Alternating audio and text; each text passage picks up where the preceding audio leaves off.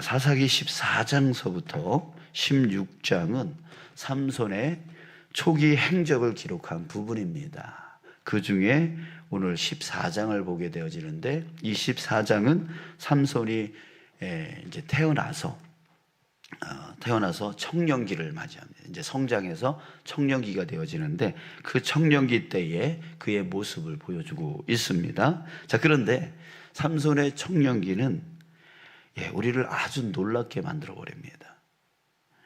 자, 왜냐하면 그는 하나님께서 나실인으로 세우셨어요. 그의 신분은 나실인이었어요. 근데 상상을 초월하는 일탈 행위를 그는 저지릅니다.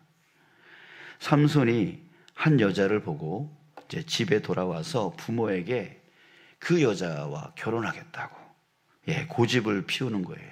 자, 1, 2절에 그 말씀이 나오는데, 삼손이 딥나에 내려가서 거기서 블레셋 사람의 딸들 중에서 한 여자를 보고 올라와서 자기 부모에게 말하여 이르되, 내가 딥나에서 블레셋 사람의 딸들 중에서 한 여자를 보았사오니 이제 그를 맞이하여 내 아내로 삼게 하소서. 삼손이 딥나라고 하는 곳으로 내려갔습니다. 이곳은 원래 이스라엘 12지파 중에 한 지파인 단지파에게 이제 할당된 그런 땅이었어요. 자, 그런데 이 당시에는, 삼손이 있었던 이 당시에는 블레셋이라고 하는 그 족속에 의해서 통치권이 넘어가 버렸어요. 그러니까 이스라엘 땅이 아니라 블레셋 땅이었던 거죠. 이방의 지역이었어요. 자, 삼손이 왜 그곳으로 내려갔는지에 대해서는 설명해 주지 않습니다. 자, 그러나 한 가지 분명한 것은 뭐냐면, 삼손이 그곳에서 자기 직무를 유기했다라고 하는 거예요. 자, 왜냐하면 하나님이 삼손을 나실인으로 세우셨는데 그 이유가 뭐예요? 왜 나실인으로 세웠죠? 자, 하나님의 목적은 분명했습니다. 하나님께서 당신의 백성, 그 이스라엘 백성들을 블레셋의 그 압제에서 구원하기 위해서 이 삼손을 태어나게 하고 그를 나실인으로 세우셨던 거예요. 그 어머니에게, 그 아버지에게 하나님의 사자를 보내서 분명하게 말을 해줬습니다. 자, 그러기에 삼손의 직무는 무엇입니까? 바로 이스라엘을 블레셋의 손에서 구원해내는 거예요. 이게 바로 삼손의 직무였습니다. 하지만 삼손은 사사로서, 나실인으로서 블레셋으로 넘어간 이스라엘을 구원해야 되는 그 막중한 사명을 감당해야 되는데 그 적의 도시에 가서 엉뚱한 일을 하고 돌아와 버렸어요. 기가 막히게도 그곳에 가서 뭐 했어요? 여자와 눈이 맞은 거예요. 자, 1, 2절에서 연이어서 두 번 나오는 반복되는 단어가 있는데, 자, 그 단어가 뭐냐면 1절에 여자를 보고라고 하는 말이 나오고, 2절에 한 여자를 보았사오니, 이렇게 보다라고 하는 단어가 두 번 나옵니다. 이 보다라고 하는 단어는 히브리어로 리아라고 하는데, 일반적으로 우리가 지금 눈으로 보다 이런 뜻이에요. 근데 문맥에 따라서 이런 뜻이 또 되어집니다. 눈요기를 하다. 그냥 쾌락적인 봄, 쾌락적으로 보다, 이런 뜻을 갖고 있습니다. 다시 말해서 1, 2절의 상황을 보면 삼손이 딥나의 여인을 봤는데, 그 보는 거는 어떤 봄이었냐면 욕정을 가지고 보았다, 이런 의미를 갖고 있습니다. 그 증거가 3절에 있는데요. 자, 이렇게 말합니다. 그의 부모가 그에게 이르되 네 형제들의 딸들 중에나 내 백성 중에 어찌 여자가 없어서 내가 할례 받지 아니한 블레셋 사람에게 가서 아내를 맞으려 하느냐 하니 삼손이 그의 아버지에게 이르되 내가 그 여자를 좋아하오니 나를 위하여 그 여자를 데려오소서 하니라. 삼손의 부모는 이 삼손의 그 어처구니 없는 말에 반대를 합니다. 야, 안 돼. 그건 율법에 맞지 않는 거야. 하나님의 말씀에 맞지 않는 거야.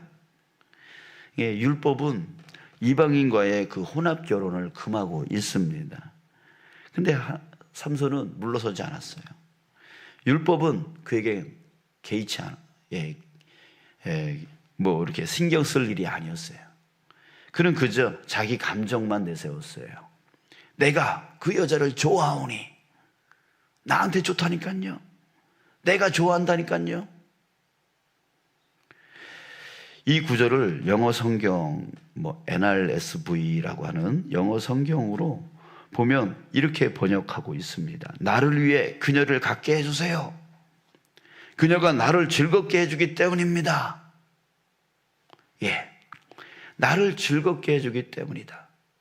그러니까 이 삼손은 자기 즐거움만 쫓아갔어요.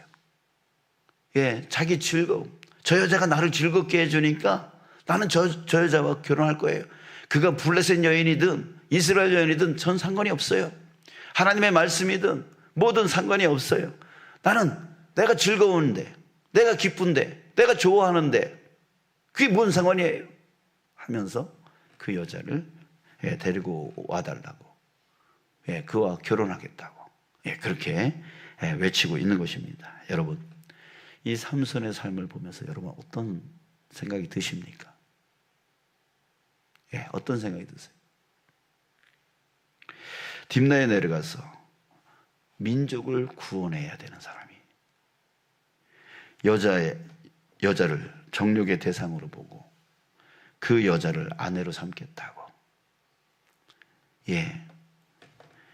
나실인이라는 그 정체성은 하나님께 구별된 삶을 사는 것입니다. 포도주나 독주를 입에 대지 않고 시체를 멀리해야 되고 머리에 삭도를 대지 말아야 되는 삶을 살아야 되는 사람이 바로 삼손이고 나실인이었습니다. 삼손은 자기를 위한 삶을 살면 안 돼요. 자기를 위한 삶을 살면 안 돼요. 오로지 구별되어져서 하나님이 기뻐하는 삶을 살아야 되는 사람이에요. 자, 그런데도 삼손은 그것에 대해서는 전혀 생각하지 않고 그 사명은 망각해버리고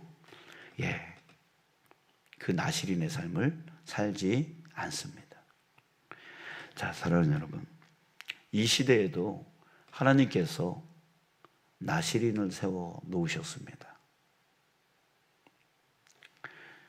그게 누구냐면 바로 그리스도인들입니다. 그리스도인들을 세우셨어요. 바로 우리를 세우신 거예요. 우리는 하나님이 세상 사람들과 구별하여 거룩한 삶을 살아내도록 부름받은 나실인입니다.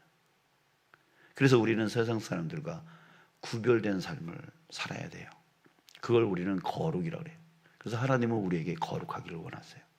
내가 거룩하니 너희도 거룩할지니라 라고요.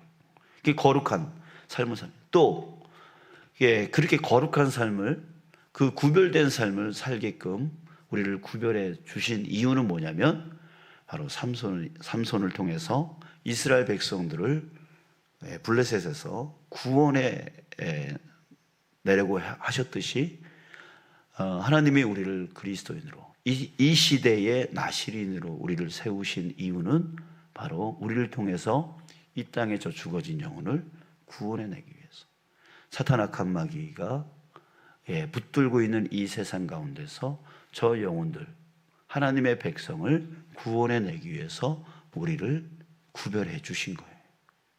우리에게도 똑같아요. 삼손에게 주신 그 사명과 우리에게 주신 사명이 똑같다고요. 바로 저와 여러분들이 바로 나실인이에요. 그게 그리스도인이에요.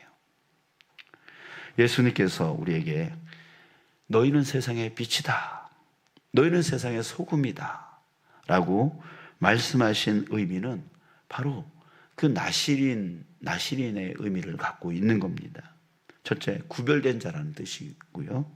둘째, 세상에 그리스도의 빛과 그리스도의 맛을 가지고 나아가 그 사명을 다하라고, 빛의 사명을 하라고, 소금의 사명을 감당하라고 우리에게 너는 빛이야, 너는 소금이야 라고 말씀을 해 주셨던 거예요. 자, 여러분, 삼손이 나시린이었지만 여자만 밝히고 있는 그 모습을 보고 어떻게 저럴 수 있어? 여러분, 그런 생각이 들 수 있습니다. 여러분, 지금 우리는 또 어떨까요? 우리 자신을 한번 우리가 평가해 봤으면 좋겠어요. 나시린인 삼손을 보고 어떻게 저럴 수 있어? 어떻게 저렇게 하나님의 명령을 어길 수 있어? 어떻게 저렇게 자기 즐거움만 쫓아갈 수 있어? 라고 하는 그 모습이 바로 나의 모습은 아닐까요? 그리스도인으로서의 온전한 역할을 안 하고 내 즐거움만 쫓아가려고 하는, 내 복만 채우려고 하는 그런 모습이 내가 이상하게 봤던 그 삼손의 모습, 그 모습이 나의 모습은 아닌가. 우리 다시 한번 오늘 철저하게 한번 깨달아 보기를 원합니다. 사랑하는 여러분, 이제 우리 돌아가기를 원합니다. 사명자로 돌아가기를 원합니다. 주님이 나를 이 땅 가운데 태어나게 하시고 또 남들보다 먼저 예수님을 나의 구원의 주님으로 영접할 수 있도록, 구원받을 수 있도록 해주신 것. 해주신 것은 나에게 구원의 복을 주실 뿐만 아니라 나로 하여금 나시린으로서의 사명을 주기 위함이다 라고 하는 거 우리 생각하시고 다시 돌아가기를 원합니다. 그래서 이제부터 나를 위한 삶을 내려놓고 주님을 위한 삶으로 나아가기를 원합니다. 그게 바로 사명자의 삶이에요. 사명자의 삶. 그래서 주님이 맡겨주신 일, 그 일에 우리가 집중하여 나머지 인생을 살아가는 저와 여러분들 되어지기를 간절히 소원합니다. 그러나 여러분, 걱정하지 마십시오. 아니, 그렇게 나를 위해 살지 않고 주님만을 위해서 살면 내 삶은 어떻게 되는 거야? 라고 하는 그런 걱정이 따를 수가 있습니다. 그러나 걱정하지 마십시오. 주님은 분명히 우리에게 약속해 주셨어요. 마태복음 6장 31절부터 34절에 이렇게 약속해 주셨어요. 그러므로 염려하여 이르기를 무엇을 먹을까? 무엇을 마실까? 무엇을 입을까? 하지 말라. 이는 다 이방인들이 구하는 것이라. 너희의 하늘 아버지께서 이 모든 것이 너희에게 있어야 할 줄을 아느니라. 너희는 먼저 그의 나라와 그의 의를 구하라. 그리하면 이 모든 것을 너희에게 더하시리라. 그러므로 내일 일을 위하여 염려하지 말라. 내일 일은 내일이 염려할 것이요 한날의 괴로움은 그 날로 족하도다. 아멘. 하나님께서 우리들의 삶을 책임지실 줄 믿습니다. 우리의 이 생명을 하나님께서 책임지실 줄 믿습니다. 하나님이 우리를 부르시면 우리는 가야 되는 존재이고, 하나님이 우리를 이곳에 두시면 또 우리는 살아야 될 존재들입니다. 그러니 여러분, 이제 모든 염려 하나님한테 맡기고 우리의 필요한 거 하나님이 다 아세요. 건강 필요한 거 아세요. 뭐가 필요한 거 다 아세요. 삶에 필요한 모든 거 다 알고 계세요. 여러분들도 여러분들의 자녀가 지금 어떤 힘듦과 어떤 어려움이 있는지 아시죠? 왜? 항상 관심 있게 보기 때문에 아십니다. 그리고 저는 하나님도 우리의 모든 삶에 그 필요한 것들을 아세요. 그렇기 때문에 하나님이 그 자녀의 삶을 책임져 주세요. 책임져 주세요. 그러니까 하나님께 맡기는 거죠. 그리고 우리는 우리로서 하나님의 사명을 감당하는 자로 이제 나가야 되는 것이죠. 그럼 우리는 하나님의 기쁨을 위하여 하나님의 사명을 감당하고, 하나님은 우리의 삶을 위하여 우리에게 필요한 것들을 채워주시고, 이게 바로 하나님과 우리의 관계예요. 언약이에요. 약속이에요. 여러분들, 우리 이 믿음으로 회복되어지길 소원합니다. 아멘. 그래서 사명이 회복되어지길 원해요. 이제 내 인생, 주님께 드리는 인생, 주님께 생명을 드리는 인생, 예, 그 인생을 살아가기만 하면 되는 거죠. 사랑하는 여러분, 이제 우리 그렇게 살아가는 저와 여러분, 사명으로 살아가는 저와 여러분 되시길 주님의 이름으로 축복합니다.